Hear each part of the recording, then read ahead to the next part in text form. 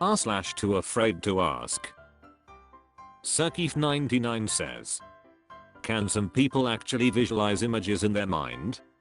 I refuse to believe this is real. If you close your eyes it's dark. Only time I can see stuff with eyes closed is if I'm dreaming. There's no way people can actually see pictures. Jalidinizan says, I think most people can. Close your eyes and try to visualize what one of your parents looks like. You really can't see anything. Wand Passion says, yes. There's lots of images and scenes in my brain when I read a novel. OK Arachnid 890 says, yeah like and I did it just now, and your condition is actually something I read about, that surprisingly a few people can't visualize images. Law_duh says, this is called aphantasia, if you have no visual in your mind.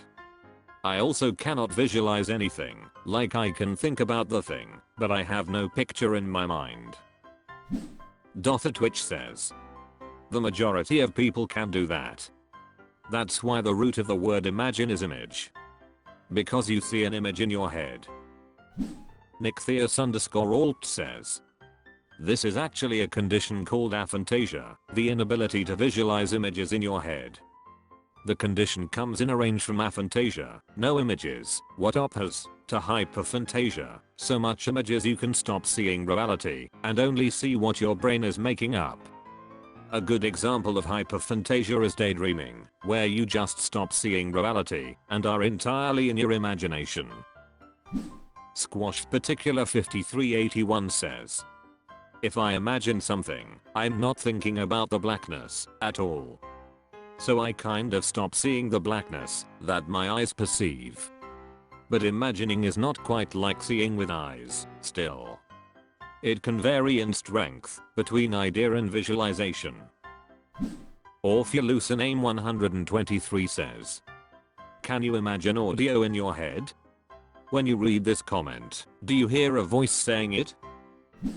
Correct Sprinkles 21 says, it's not like it's playing a movie on the back of your eyelids. More like the imagery you see in a dream, but awake. Davis 9789 says, the mind's eye. Disappointed Raspberry says, I'm an artist, I draw and paint. All of the paintings I want to make are already fully visualized in my mind, so yes. Lolboy says, I think you're confused on what people actually mean. You said yourself that you can picture concepts in your mind and visualize a mental image. This is what people are referring to, nothing more. You still see black with your eyes closed. I think you're overestimating other people's ability here. Barks Banjo says, can you really not hold a visual image in your brain? I've heard that some people can't, but if you close your eyes and someone says think of an apple and describe it, do you not feel a visual impression of an apple?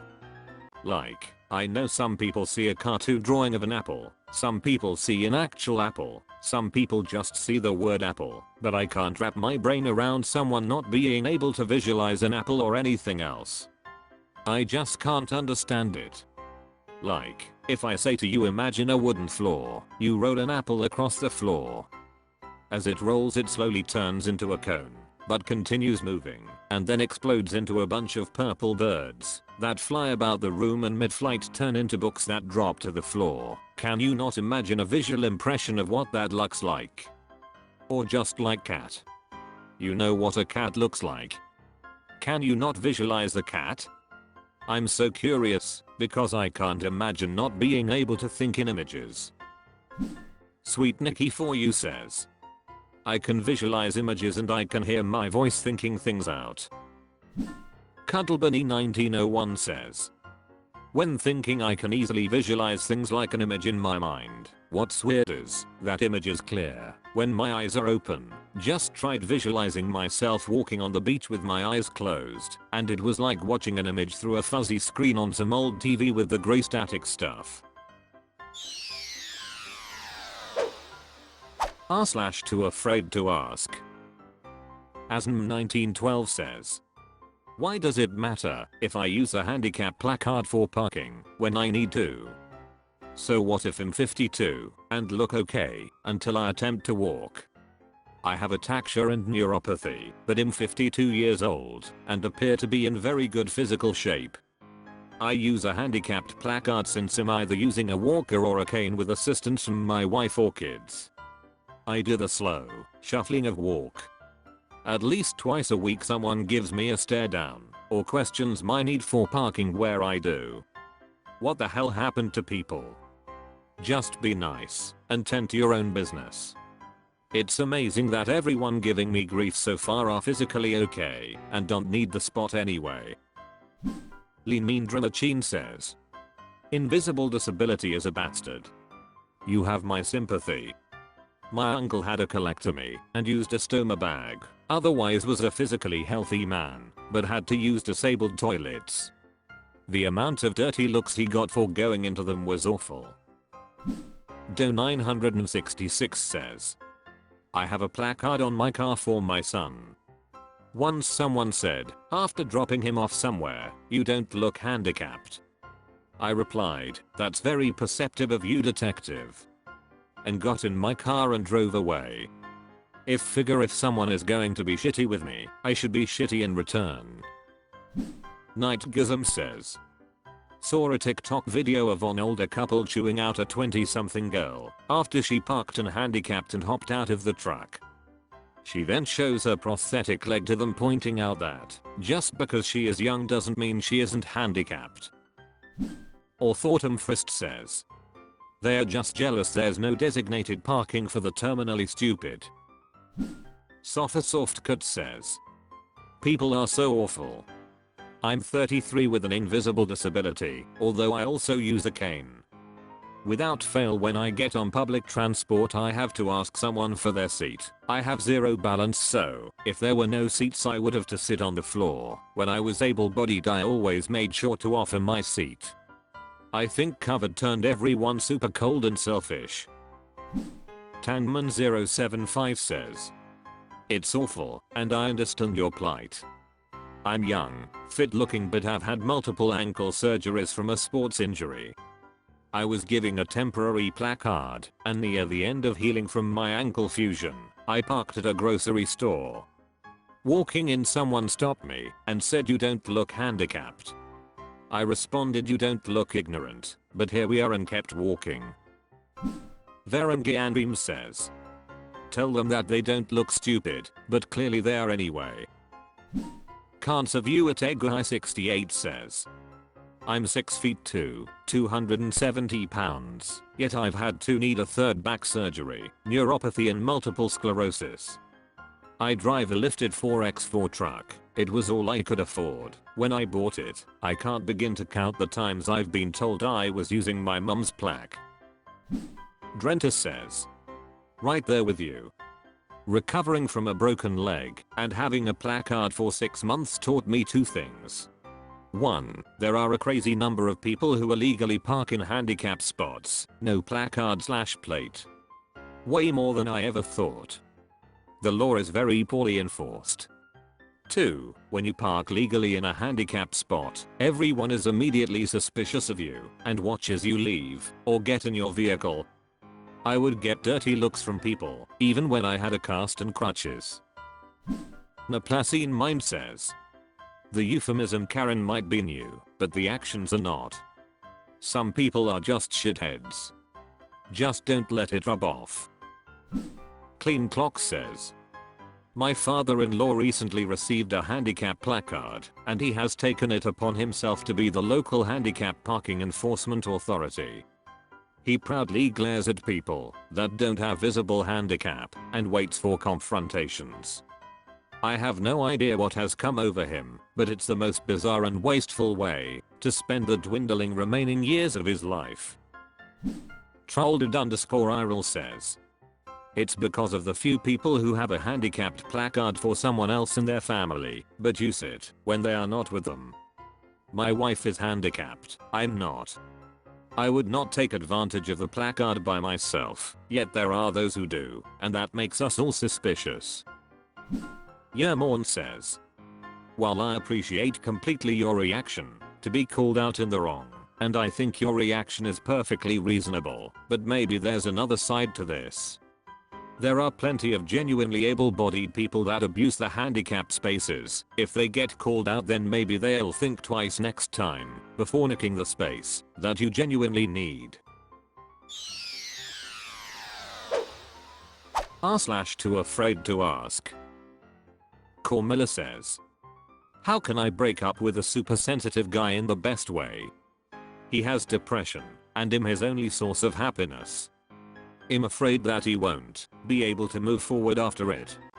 I really care about him, but I have just fallen out of love. I need to be free. I have never broken up with anyone before, so I'm clueless. Help me please. Zicky Wick says, you've answered your own question. Just say, I've fallen out of love with you. This isn't going to work. I don't want to waste your time or mine. There are plenty of other people out there. Find someone who will make you happier than I did. Apologies are not necessary, they are optional. Your feelings in this situation are very valid. Amelie May 00 says, I have been in your situation. It is much easier to break up with someone who you know will likely be able to bounce back from the breakup rather easily, or who will at least be able to deal with it well. However, their mental state, being so dependent on you being in their life, is precisely what bothers you, and, I assume, is a major reason why you want to and need to break up with him. You are not responsible for his happiness. A relationship is an agreement and you are allowed to get out of it when it does not work for you anymore. Have the talk, deal with everything then, and preferably go no contact. The breakup is already going to be hard on you. There is no need to make yourself feel his grief as well and experience it firsthand by staying by his side. Random_BGM says, be honest, direct, precise, and firm. If you give leeway for interpretation, he will grasp on the hope. There's no good way of doing it. Only less bad. Remember, no matter how much you care, it's not your responsibility how he reacts. Been there myself in the receiving end, in what sounds like a similar situation. Hshgves says, introduce him to a hot friend. Important_outcome_67 says, sensitive guy here, probably super sensitive when I was younger. Now 50 plus, married for 20 plus years and 3 kids. Your compassion for him is admirable, thank you for that. But his well-being and mental health are his responsibility. One of the best things to happen to me was when I got dumped by my GF of 4.5 years in my mid-20s. It was a real get your shit together kick in the ass which I needed as someone who was suffering from depression. It is his responsibility to move forward, as it is yours in your life. I got handed a breakup card. She wasn't great at communication/conflict. I don't recommend this. Have a face-to-face. Express your feelings and end it. Don't waffle.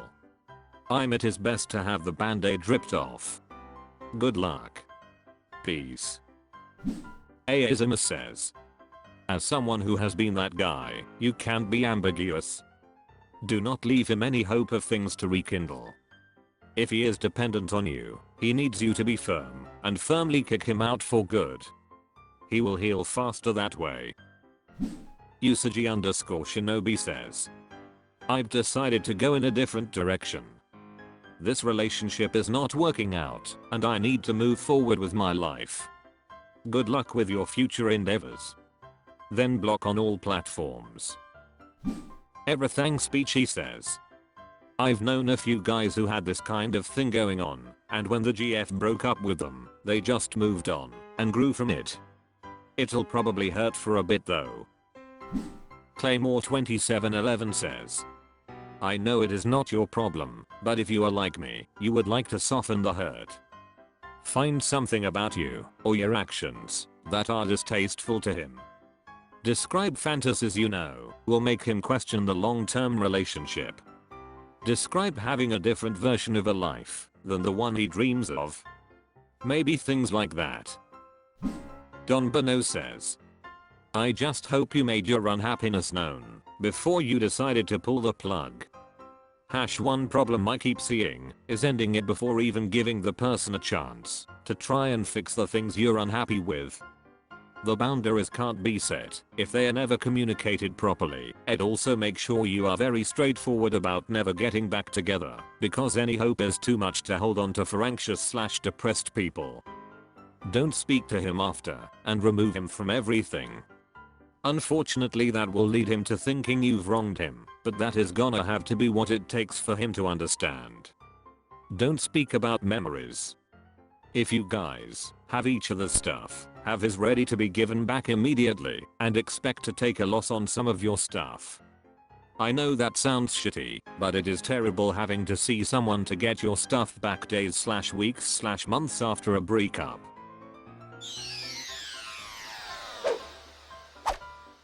That's all for this video. Thank you for watching. Please subscribe.